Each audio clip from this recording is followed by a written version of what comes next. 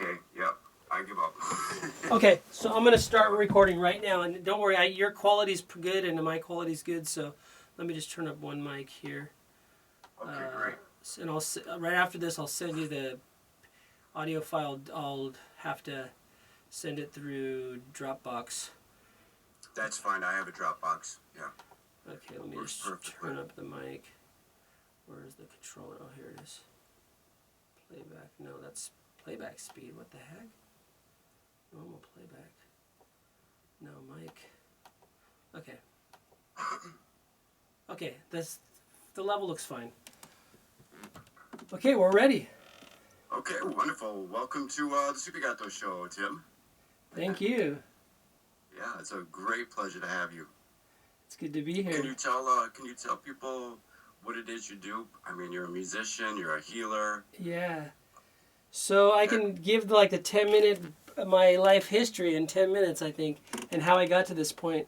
So my parents were, my dad named me after Timothy Leary, so he was tuning in and dropping out in the late 60s, early 70s. And my mom decided she didn't like that scene, so she started practicing Buddhism. And my dad and mom fought over that, and they got a divorce at when I was very young. So I went with my mom, who was Buddhist, and I became Buddhist all my life. And at about age 10, I decided I wanted to change the world. And I thought either I would be a singer-songwriter or I would be an artist. So I started painting a lot, and I started doing all kinds of music. I played the trumpet, saxophone, piano, guitar. I learned all those things. But it took me about 15 years before I finally was able to finish writing a song, and I almost killed myself over that. I decided I was either, at age 25, either I was going to finish writing a song and I was going to do all these other things I wanted to accomplish at that age, or I was going to kill myself, or I was going to stop practicing Buddhism, one of the two. And then I was driving home from a big Buddhist meeting in LA, and I fell asleep on the freeway in LA, and I flipped my car, and my hand went out the window, and I almost lost my hand. And it was during that time I was recovering, and I lost my business because I was doing marketing with my car, and my car was totaled, and I didn't have insurance on the car. So I was stuck looking for a job. Luckily, I was living with my brother, and he was helping me out financially. So at that time, I wrote my first song, finally. I gave up all my theory of how to write a song because I really didn't know how to write a song. I just knew someday I was going to be a singer-songwriter.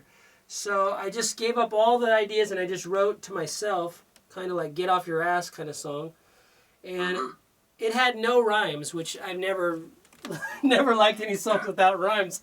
But it was the first and last song I ever wrote with no rhymes. And I still like the song a lot. Everyone I've played it for likes the song. But since then I've written about 60 songs, and I've recorded about, I think I released 3 different CDs, and I've also started writing books, and I wrote 2 different books that I published. One's autobiographical novel, and one's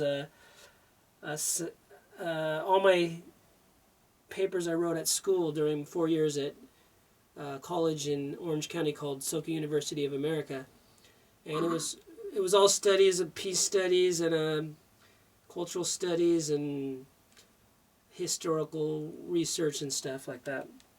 And I'm looking to write my 3rd book soon, but I grew up very healthy. I was always into really healthy living, but for some reason, I don't know why, but I started getting all these medical problems, and there's no explanation for them because I worked out since I was 17 pretty regularly. I started eating vegan and vegetarian for a while. I always looked out after my health, and then all of a sudden, I started getting really bad back pains, and there was no explanation for them.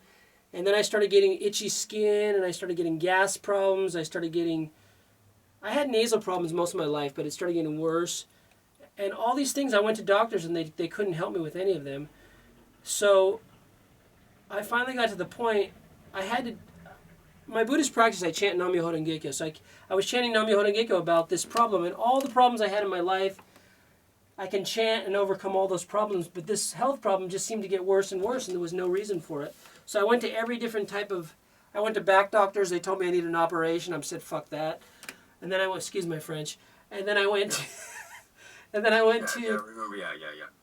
went to acupuncturists.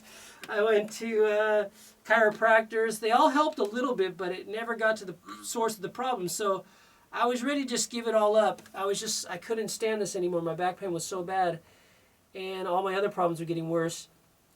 So my wife had our second almost pregnancy. The first one, we lost the baby after 4 months. And then this time she got pregnant.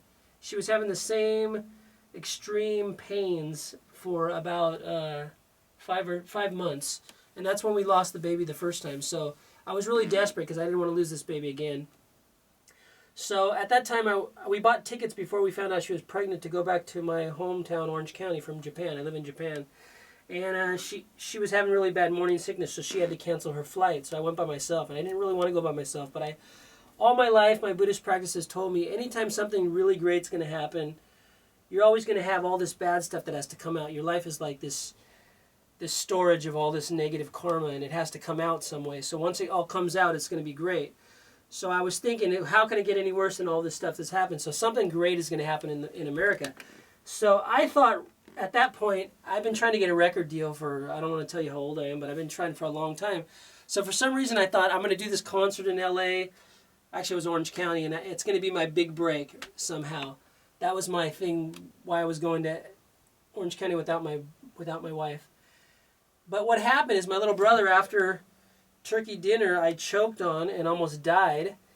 And I had no insurance in the U.S., so I wasn't going to go to the hospital. It was a Christmas Eve, and all my relatives were drunk, so they couldn't drive me to the hospital. I wasn't going to call an ambulance because I did that when I flipped my car and I still hadn't paid it off.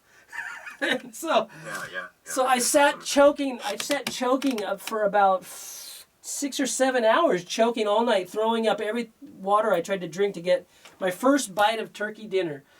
Turkey and bread, I ate it and I couldn't get it down. And all night it wouldn't go down, and I couldn't spit it up and everything. So finally at about 2 o'clock in the morning it went down. But the next day my brother's like, okay, you're having this serious problem. I have this healing technique you need to learn. So he showed me it, and that was it. The light just, boom, it went off. It was like this kind of like a past life memory or something. I just knew at that point this is what all the shit was coming to. All the bad stuff was coming to. So I took his program. He put it on my computer. Oh, I shouldn't say that. I learned everything from him. I pirated the program. I'm going to have to edit that one out. Anyway, I got the program on my computer, and I got the book and everything, and from that day I started studying all the way home to Japan, and I was determined, first thing I got to do is help my wife not lose this second baby, which right away I started working on her, and boom, just her morning sickness went away each time I worked on her. It came back, but then boom, it went away. Came back, boom, it went away, until finally it went away permanently. But at the same time, I started working on my back. I started working on my gas problems. If I farted in any room, it would blow out everyone miles away. I mean, it was that bad. And and I had itchy skin problems, and the skin problems went away. My back started getting better, and now I haven't gone to a chiropractor, and I think that's been 3 or 4 years now. And so I started training in that healing modality, and I started training in a bunch of other healing modalities. And I told the universe, if I ever get through these problems, I'm going to help everyone with this problem. So I made that promise. So as soon as I overcame all my problems, I started my own radio program. I do healing calls twice a week, and all these people call in from all over the world, and I do healing on them live on the air, which I'll do for you in a little while. And I have clients all over the world now. So I haven't yet. My real dream is music. I haven't yet found my big break, but I'm writing newer and better songs all the time, so that's pretty much my life story in 10 minutes. Yeah, that's really cool. And just out of Crazy Karma, I do a little duo called Nagmit, and it's me doing the vocals and words, and a brilliant keyboardist raised in a classical family here in Britta. His father was the conductor for the orchestra, and not a good father, but a great, knowledgeable musician. And we're asked to have a record label, pick us up today. So that was kind of crazy karma there too. I just read it. I'm like, wow, yeah, we would be very honored to join Stone Premonitions and in the UK. Really sort of cool. So which is crazy because the UK has actually every contact I've made online lately has been the UK. So everything in my life is directing me to go to the UK now. My wife's saying, well, let's not do it for a while, but I'm actually ready to pack my suitcases and leave to the UK soon. That's kind of funny that you're doing in the UK. Wow. Yeah.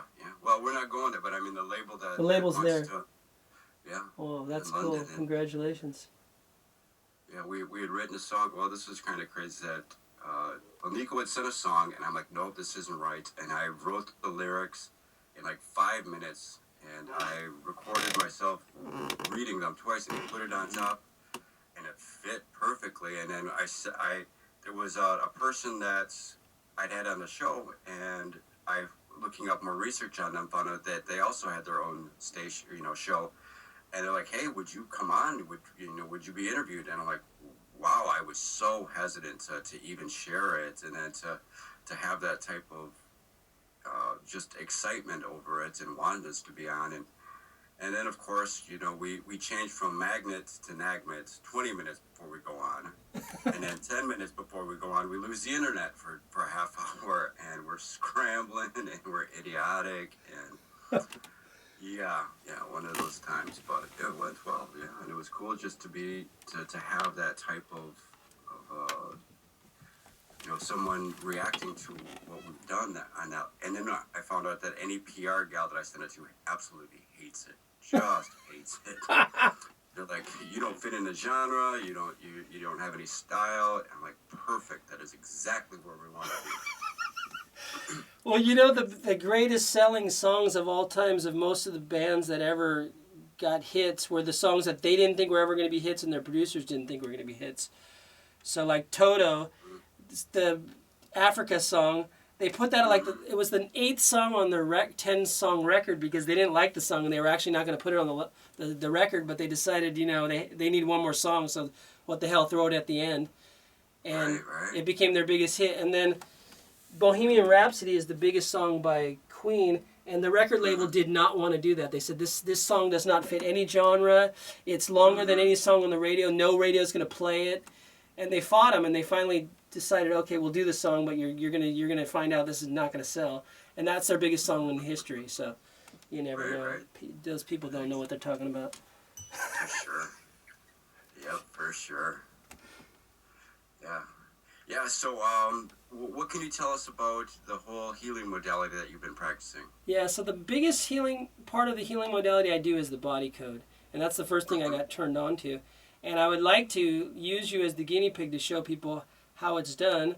And this is what I do on my radio program. So just give me one issue that you think you would like to change. And it could be anything. It could be health, wealth, it could be relationships, anything. Well, Friday I'm having an operation on my elbow. So I think that we should go a different direction. Okay. Why don't we go with monetary? Because that's something that I've always struggled with. Okay. And I'm curious to see how that would change. Okay, good. So no one on the call is going to, well, who knows, maybe your phone will ring during the call and you'll get some big monitor. But you'll have to tell us later on the show how it worked out. But yeah, let's look it up. Okay, so my name, and I just, my because I got your wife's name up here. I just forgot Harris, what's? Daniel J. Harris. Daniel J. Harris. My name's Daniel J. Harris. Do I have a strong connection with him? Yeah.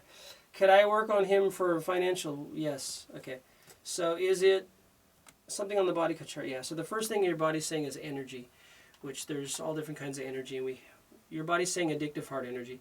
So addictive heart energy's what it does is it makes you desire things and be in the state of need. And when you're in the state of need, that's what your universe is going to bring you, is you're needy and you're not going to get what you want. So let's release all this addictive heart energy from his mind, body, spirit, energy system, and wherever else it might be. I'm rubbing my hands over my head to release it. Dr. Bradley Nelson, the person who founded the Body Code, he uses magnets. I've never liked magnets, and he said... That's how I got our name. Yeah. Sorry. Didn't mean to interrupt. No problem. He says that the magnets, you don't have to use them after you got proficient at it, and so I stopped using them right away because I didn't like how they felt. But anyway, we released it all. Is there any other energy we can release that would help him with financially? Yeah. So you have some post-traumatic energy, and there's 4 different types. You have inflammation. And why this would affect financial, who knows, but anything's connected. So can we release this inflammation? Do we need to know what area it is? And does he have it in more than one area, more than 20 areas, more than 30 areas, more than 50 areas, more than 100 areas, more than 1,000? Okay, these hundreds of areas of his body or wherever they are that are having inflammation energy stuck there, can we release it all? Yeah. So it might be with this operation you're going to do too. So releasing all this inflammation in his body, mind, spirit, energy system, and wherever else they might be. Is this all going? Yeah. Anything else like that? Anything else for him to increase his financial abundance? Yeah. Okay, your body's saying there's pathogens too.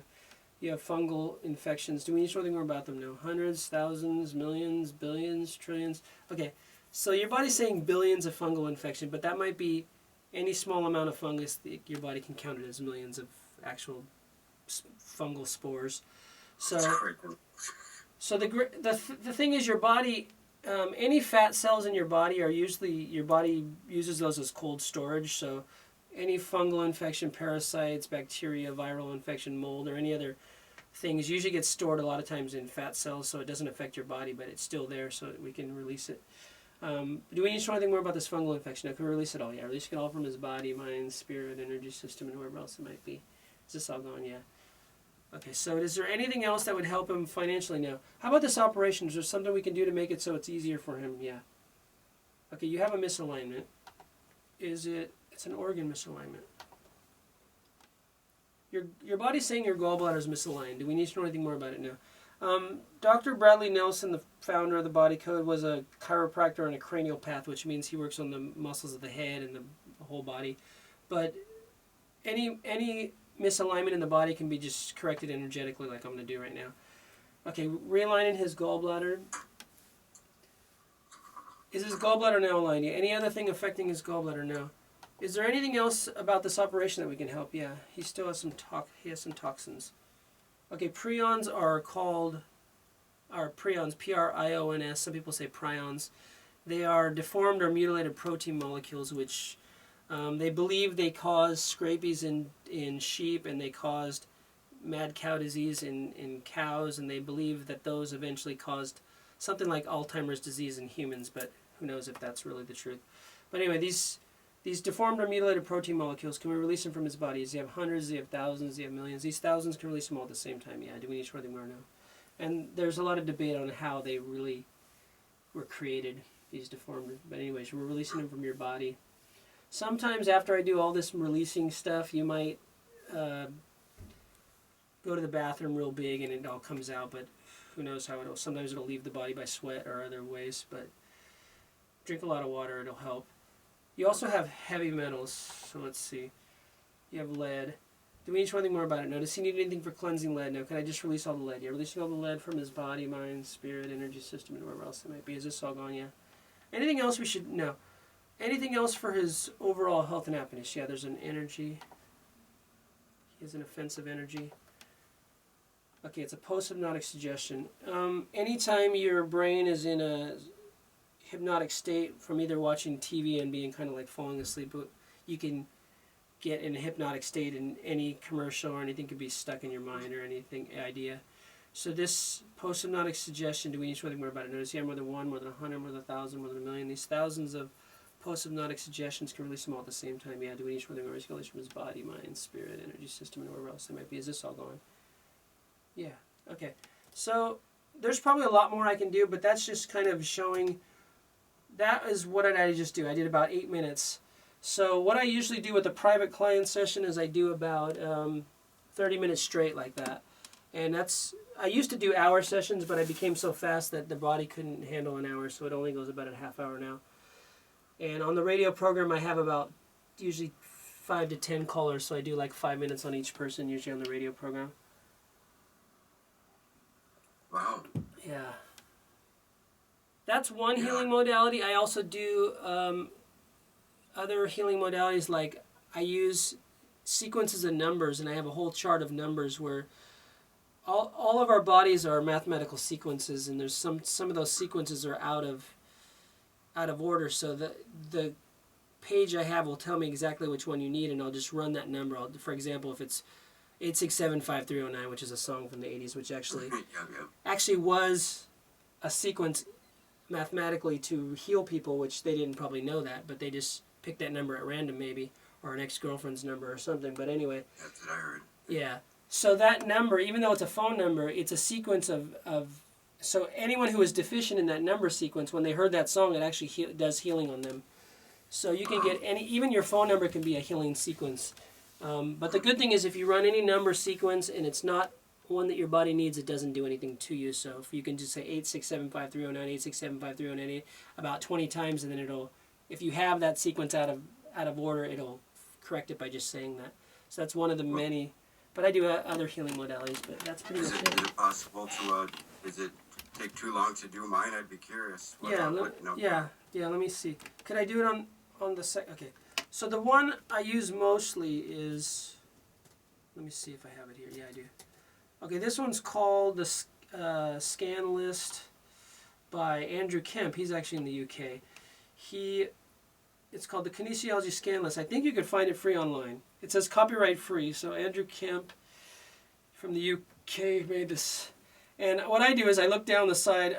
Everything I'm asking questions, I get a yes or no with muscle testing. So I'm using what's called the falling log method, which is one finger pushing down with the other hand.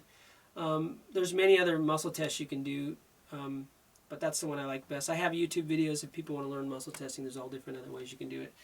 So when I look at the sidebar of this huge Word file, actually it's a PDF file, it's like I think 30 pages or more, I just look down and I get a strong muscle test. It's about a third down, so I click on that part of it, and then I ask, is it on this page? No, it's down further, so I go down another page. Is it here? Okay, this one you need is listed under a category of past lives, and it says this one is emotions to heal from past lives. So is this the exact code that he needs? Yeah. Is there any numbers out of order? Is there any numbers that are missing? No.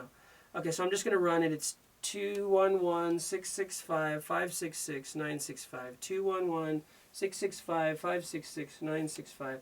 211-665-566-965. And I started learning another healing modality that taught me that you can ask anything that you say like this, if it needs to be repeated more than 20 times, to ask it to repeat itself until it's complete. So I just ask this number, 211-665-566-965, to repeat itself until it completes itself in his body. 211-665-566-965. So it's going to repeat itself. Is it repeating? Is it going to go until it completes itself? Yeah. So I learned another healing modality that was called, what's it called? Image sequencing. And what you do is you get a bunch of pictures of everything you would like in your life, whether it's a picture of a guy on a yacht, whether it's a big house, whether it's a nice relationship, a guy and a girl kissing, happy kids, you just picture of happy kids. If you want pets, you want to live on the beach, you put scenes of the beach. Everything you do with these, like a bunch of pictures, and then you just click on them and make their pictures revolve in your head. So first you do a bunch on the computer, and then you can push page, turn, page, turn, page, turn, page, turn. So these pictures repeat in your head, and then you get it going so fast that you can actually see like a Rolodex going until it goes so fast, and then you just ask it to repeat, and that picture will play in your head. These pictures will play in your head, and the universe will bring all these things to you. So that's another healing modality I do. But the same with the number, I just ask it to repeat itself. I'm writing this down. Yeah. What was the name of the guy who image cycling? This it's called. Let me get the guy's name because I have it right here. Image cycling. I'm not as visual as some of the other people I know are, so I've not gotten really good at seeing it the way the speed you want to get it at, to where it's really proficient, because I'm not. Some people are really visual, and some people are very kinesthetic, and some people are audio. I'm more kinesthetic, so I can't remember his name now. I'm looking at here, but anyway, I think it's called image cycling. He was a scientist guy actually that started this program, and he did it to heal cancer in mice, and he would do the image of the mice and him celebrating after experiment was done, and he would just run that image in his head over and over and over and over, and then all the mice would get, the cancer would go away.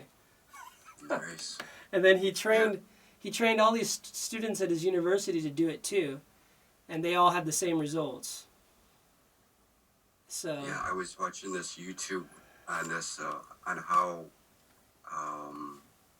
well, right after World War II, they had all the scientists together, and that they had seen that all of their results were affected by the scientists themselves, that no longer could they have exact scientific results because the scientists, whatever they were thinking of, had a dramatic result on, and then they tried to hide that, and of course it has been from our culture in a lot of ways, but so now all the pharmaceutical companies, it's almost impossible now for them to get new drugs patented because all the placebo effects are getting stronger and stronger each year.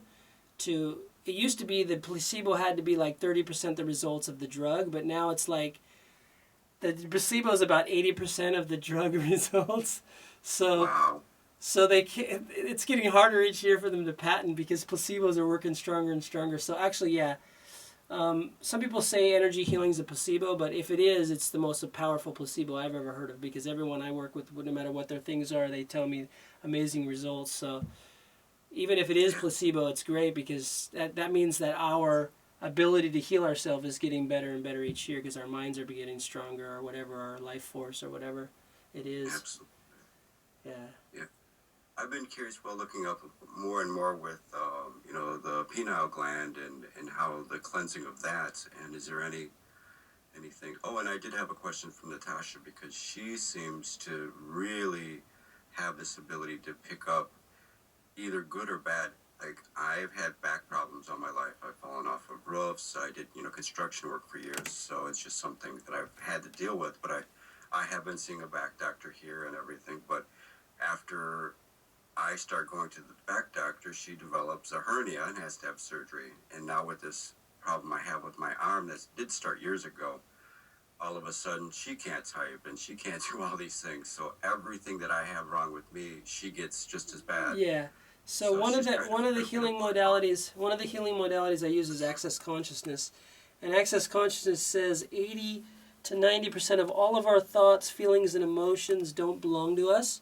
So every one of us is, the reason our head is on top of our body is because it's like a big self tower signal generator, and it's sending out signals to everybody, and everyone's head is picking up those signals. So 80% of our thoughts, so they've proved by, if they do a crossword puzzle and they put it out for a week, everyone doing the crossword puzzle the next week will have 90% faster results finding the crossword puzzle. Because it's out in, we call the memosphere or the matrix field. So yeah, every feeling with my clients, the first thing I ask is, does it belong to them? Because most of the sicknesses, most of the pains, most of the feelings of depression, everything, 80 to 90% of it doesn't belong to them. So they're picking it up from a family member or a close friend. So any problem you're having in your body, everyone around you is going to pick it up if they're open to picking it up. So the person has to say, who does this belong to, with everything. And if you say that for 3 days straight, every thought, every emotion you have, and every pain or anything good or bad, after 3 days you'll be a walking, talking meditation, because you'll realize everything that was going on in your head was not yours, and you'll be clear of it all. Which is kind of scary for some people, because after they clear it all out and they realize, oh shit, it's just space. I'm empty. Yeah, I would prefer to be empty, that's for certain. An empty vessel. There's no question about that. Yeah. So yeah, she's picking it up from you, no doubt about it. Well, We call it biomimetically mimicking. So they say it's in the genes, whatever. The genes are just a bunch of numbered sequences of codes, just like your memory is. So all those sequences of codes is just biomimetically mimicking your parents, your relatives, all the people's stuff, because your body has that ability to reproduce whatever is around it. That's why even stepkids start looking like their parents that adopted them, because they'll biomimetically mimic their facial features. Mm-hmm. And And so same with pets. yeah, pets will start looking like their owners. And so there's a website called alllooksame.com, which is trying to tell you which person is Korean or Chinese or which is Japanese. And I'm in Japan, so I always show my Japanese friend and they can't tell who's the difference. But if you live in Japan, if you're Chinese for a long time, you'll look Japanese. And if you're Japanese and you move to China and you live there for a long time, you'll start looking Chinese. It's just because you're biomimetically mimicking those around you. Very interesting. Yeah. Your body's just amazing. It's just, and once you realize your body is so amazing and you could start using it for your benefit as opposed to using it what we usually use it for is to kill ourselves. That's what we use our body for. It's like our weapon against ourselves because we don't know how to use it correctly. Yeah. Can you send me just to make sure that I have all this data down correctly, and then when we post it, I can have it up there too, so people can check these things out. Definitely. Yeah, that'd be great. Yeah. Wow. Yeah. This is very, very cool, man. I'm so happy that I didn't miss you and that we connected on this. Good. So on the podcast, if you want to play one of my songs, go ahead. I gave you the link to download all my songs. I think I have most. I don't remember. I maybe have like 9 or so, 10 songs or so. Cool, yeah. Yeah. So my and, most. Do I have that first one you spoke of? Because I would like to play like. That Oh one wow, sure. that one. I have it. I'll try to find a way to send that to you because I have it on. I must have it on one of my computers. That's from a long time ago, but yeah. But actually, playing something on my new CD will probably be best. My newest CD. I play both. Yeah. Yeah. I will do that. Yeah, my newest CD is really. The producer, he moved to France. He's from France, but right after he finished the CD, it took him 3 years because I didn't have enough money to pay him for each song. After every 3 months, I paid him for one song, but he was charging much less than anyone in Japan was charging. But he was better than any producer I've ever been to, and he moved back to, right when he finished the CD, he moved back to France. And so I'm hoping either to go to England or France because he was a great producer. Maybe I can have a record company hire him to work in England if I go there. Yeah. Remy Desrocas is amazing. What's his name again? Remy Desrocas, and I'll give you a link to his website too. Let him know that we'd be glad to play any of the artists that he's worked with too. Yeah, he's done a lot of amazing stuff. Yeah. I was lucky. He just happened to live here for the 3 years I got stuck in this area. Gotcha. Yeah. So is there more stuff that you would like to talk about or? My music. So my music, I never realized until probably recently, as I didn't understand what channeling was, and I've kind of, now that I realize that our brain is on the top of our head because it's a channeling device, I realized that I was actually picking up the songs from all those people around me. So my songs changed drastically no matter when I moved to Japan as opposed to when I lived in Orange County, and the people I'm around, the songs will change. So I'll pick up. So someone like the singer of Nirvana who wrote songs about killing himself over and over, and then he finally killed himself. He was just channeling all the angst that was going on in the grunge scene in Seattle at the time. So he was just super open to that. So that wasn't all of his thoughts. That was just what he was channeling. And it eventually, Nirvana actually means blown out, which is what he did. Yeah, well, I think that a lot of the first 2 CDs that they did, not the after. He had written a great deal of that stuff. Well, even Smells Like Teen Spirit was one of his high school friends wrote it on the wall. They said, "Kurt smells like Teen Spirit" as a joke, and that's where he took that. So I think that area that he was growing up in had a lot of that feeling, and then he put it out.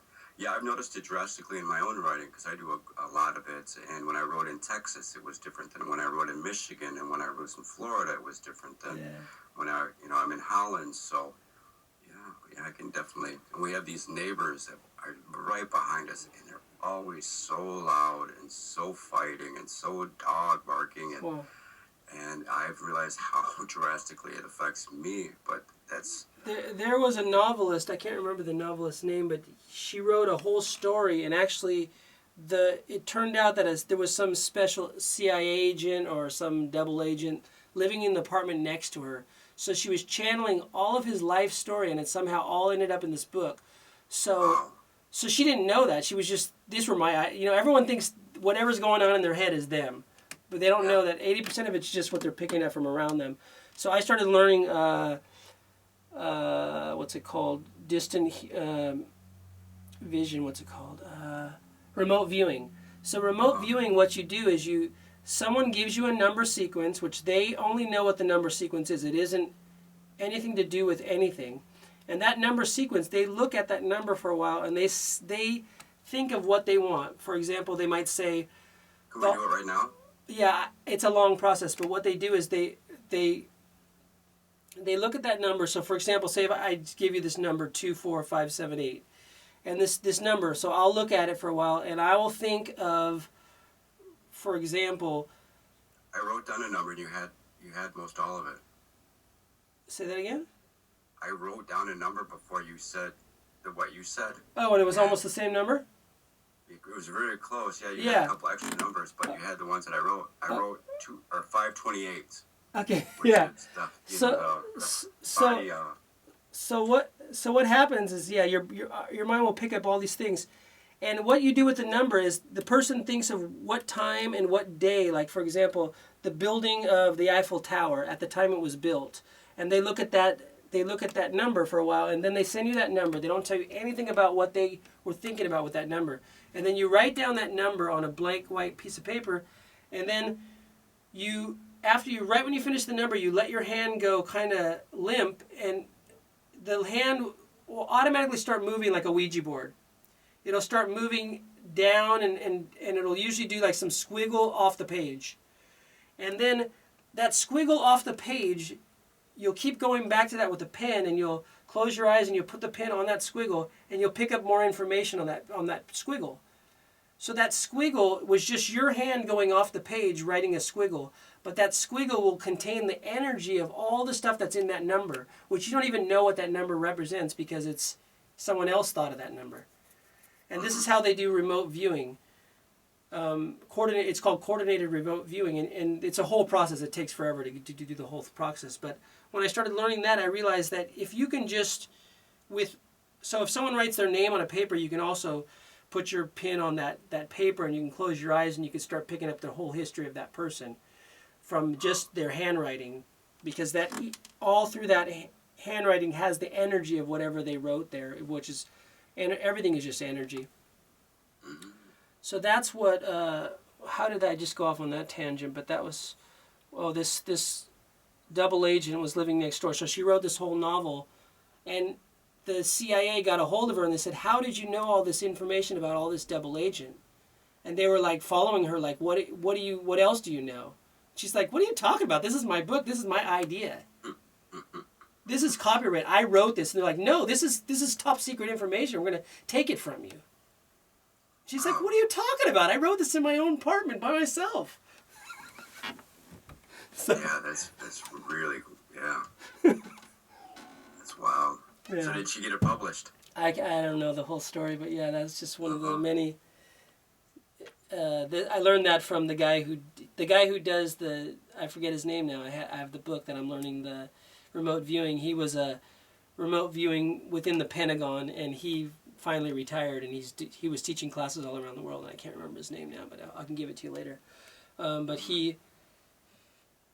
now he's no longer teaching. He's just writing books, and he's publishing the books because he's getting older. Yeah, I saw this one, I think it was YouTube, about remote viewing, and this guy had been given coordinates and then gave all kinds of information and realized that it was a base on a planet that wasn't Earth. Yeah. So there's a lot of stuff going on with that too. So yeah, very interesting stuff. Very, very interesting. Yeah. Yeah, I try to learn as much on it as I can too. Oh, my newest project is past life regression. No, not past life. I was studying past life regression theory, but my newest project is I'm releasing audios. I just released my first one on my radio program, and I'm just put it up on YouTube too, which is a guided meditation into doing astral projection and lucid dreaming, because I started astral projecting and lucid dreaming at about age 4. And the reason I started that is my babysitter was also in the same Buddhist group as my mom, and my mom was at a Buddhist meeting, and she put us to sleep. And this babysitter, in our Buddhist group, we chant Nam-myoho Renge-kyo, but her chant of Nam-myoho Renge-kyo sounded like this. Namo Renge-kyo, Namo Renge-kyo, Namo Renge-kyo, Namo Renge-kyo, Namo Renge-kyo, Namo Renge-kyo. So she put us to sleep, and then she started doing the Namo Renge-kyo, Namo Renge-kyo, like super fast chanting. And in the dream, I heard her chanting, and I was 4 or 5 years old, and I said, wait a second. If I can hear my babysitter chanting, and she just put us to sleep, that means I'm in a dream. So I realized that about age 4 or 5 years old, that I was in a dream, and I just, great, I can do anything I want. So of course, a little kid always wants to get candy and stuff they can't have, so I started just going through the cupboards and eating all the candy and all the other stuff. And I went outside, I went to the liquor store, and I started eating anything I wanted at the liquor store, and the person at the liquor store was like, what are you doing? You can't take our food. And I'm like, this is my dream, shut up. So I learned very early on that once I get in the dream state, I can do anything I want. So I started teaching people how to get into that state, and I've been studying many different modalities for that. And that's my newest project. So I'm going to start releasing more and more audios on that pretty soon on my website and on my my radio program. Very cool. When you were doing the healing aspects on me, it talked about, well, you'd mentioned the stuff that I have piled up from past lives. How can I know that you released, a great deal of that, but how, is there more that I can do? Yes. Or is there more that I need to do? Yeah, let me ask, does he need to work more on the last life, Can I just do that right now? Okay, so all the memories, a lot of times your memory storage, if it's a traumatic event, and I don't go through what the events are unless your body says it wants to know, but past life regression therapists do that, but I find that's not always beneficial. So what I do is I move them in your timeline to behind you, because any traumatic experience can get stuck in your future or in your present. So every time you're trying to go forward in your life and anything reminds you of that event, you'll have a block. You'll be like, I don't want to do that or whatever. You'll get a great job opportunity, and it'll remind you when you were rich and they killed you for your money in another lifetime, and you'll sabotage yourself getting that job because you'll know that job means more income, and you don't want more income because you don't want to die again. So what I'll do is your body says all the last life memories that weren't good, I can move them all. They're still stuck in front of you now. So I'm moving them all to the past. And these are all, that was then, this is now, these are all behind him. Is this all behind him? Yeah, does he have any other memories like that we need to do work on? Anything else from past life? So in one session we might get like 1 or 2 things from past life come up. And then the next session, because your body only wants to go through each thing a little bit. So that's why I work with so many different modalities, because usually in a half-hour session the body says, no, it doesn't want to do any more on that, so let's go to another healing modality. Because there's only so much it wants to process right now, and it usually takes about 2 to 3 days to fully process everything I do. So for the next 2 or 3 days, if you feel tired, try to sleep more. Some people can't sleep, so just lay in bed and just let it process and act like you're sleeping, but just relax and drink more water. Oh, with my music, I was going to talk about my music. My music is becoming more and more like the philosophy of the life philosophy that I want to. Well, it's based on Buddhism, but it's what I see as the future life philosophy that people will be awakening to, which is that we are all infinite beings, and we are all superluminal, which means superluminal means you go faster than the speed of light. So the speed of thought, according to Dr. Tiller he's a professor emeritus of physics at Stanford University, and he says the speed of thought is to the 8th power of the speed of light. So the speed of light times the speed of light times the speed of light times the speed of light 8 times is the speed of thought. So they've proven that with across continent and across other oceans, thinking things they did. They measured how fast it took for the people in the other group to pick up the thought of what the other person's thinking, and it's faster than any internet connection. It's faster than any. Mm-hmm. So a lot of times on my call, the people will say, "Okay, can you work on?" I'll say yes, and they'll say, "Wait, I didn't. Sorry. Okay, because I already got what they want to say." So it's not like I hear a word or I hear a. I don't know. It's just like a knowing, and the funny thing with knowing is people that start to become more aware and knowing things. There's no color to it. There's no sound to it. There's no picture to it. It's just like that your name is your name, and there's no rhyme or reason to it. It's just there. So I pick up that right away when people are asking a question. All the times I'll go, "Oh yeah," and they'll be, "Oh, I didn't even ask the question yet." I know, but I'm already working on it, so don't worry about it.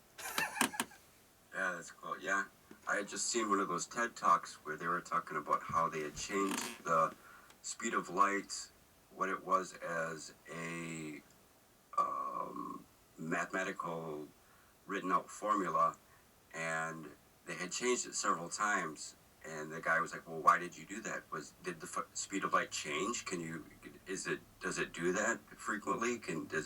Should we have reports on this like we do the stock market?" And he'd also known that they had changed how gravity works, the mathematical formula for that. And he's like, "Oh, you caught us. Yeah, we kind of fudge things sometimes." And it was really interesting to see how, the sciences have changed the speed of light. Well, because they realize there's no constant. Yeah. They don't want to admit that either. No. Because they want textbook science is for popular consumption, and most of science is actually super, super high level security, which is beyond even what the president has a need to know for. So they ask, what was it? It was the president, peanut farmer, Carter. Jimmy Carter. Yeah, so when he went... birthday. Yeah, is it his birthday? I have the same birthday. Oh, same birthday. I have the same birthday as the first president, George Washington. That's cool. Oh. 222. So when he went in, he was wanting to know about UFOs, and they said, "Sorry, you don't have a high enough clearing for that." And he's like, "I'm the president." He's like, "That doesn't matter." Yeah. You don't have a need to know. Yeah. So most high-level science is not even available. NASA is just like a front group for popular consumption, and it only gives us a little bit, and probably air brushes out all the important stuff and changes the pictures, and most of the science that's taught in textbooks at universities is so watered down that you can't really get anything from it because they don't want you, because it's all patented now. So all these scientific groups, they patent stuff, and now the 80% of all patents are classified under national security. So the company goes to patent something, and then it gets taken to the secret black budget, and they can't use it anymore. Yeah. So we probably have technology to time travel. We probably have all, we can probably run the whole planet on a single cell amoeba in the ocean or something if we figured out how to fully get all the amoeba to start working on our side. We probably have all the technology to save the planet, but it's all top secret classified, and they don't want us to know about it, because if we know about it, then we'll know, so many other things they don't want us to know about. Exactly. Totally agree, my man. Yeah. Absolutely. Yeah. So some of my songs are about that too lately. Okay. One of my songs is believed to be linked to Al-Qaeda, which is kind of a joking spoof on 9/11. Yeah. Yeah. I just watched one where they were showing the plane crash, and that somehow the digital like the wing of it went behind this building instead of stayed in front of it. They're like, "Oh, look, there's this big glitch. You can see that it's CGI. It wasn't that." But yeah, so many people don't want to. No, they don't want to know. Even consider that. No. But, yeah, we leave that alone. Yeah. Yeah, all the other things that the science community would want to produce, would want to tell people about, they go against all the people who would say no, and it would go against their religious beliefs or their historical cultural beliefs. And cult, the word cult and culture come from the same word. It's basically programming. So all of our cultures program us into a belief system of whatever the culture is. And if you try to break people out of that cult programming, it's really psychologically abusive to them sometimes. So they're afraid of that too. Yeah, there's so much. Yeah, we could talk for hours about all this. Yeah. I've looked into so many different aspects. So yeah, I totally am with you on it. So what's a couple other songs that deal with these? One of my songs about the whole financial meltdown, it's called Austerity Psychosis. And I made a little YouTube video on that one, not a professional, but the 3 recent YouTube videos are really, professional ones I did are really well done. But I did some just, home video stuff for that song. But Austerity Psychosis was a lecture given, or actually a talk given by... I forget his name now. I should remember his name.